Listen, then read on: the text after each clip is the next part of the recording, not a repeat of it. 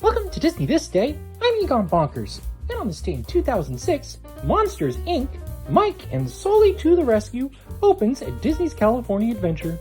The attraction takes guests on the adventure through Monstropolis as seen in the Pixar Animation Studios film Monsters, Inc.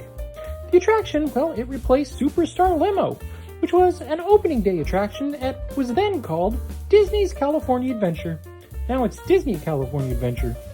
The current attraction is set to close pretty soon, actually, to make way for an attraction based on the world of James Cameron's Avatar films.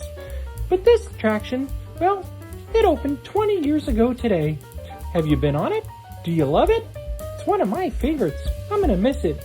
Anyway, have a magical day.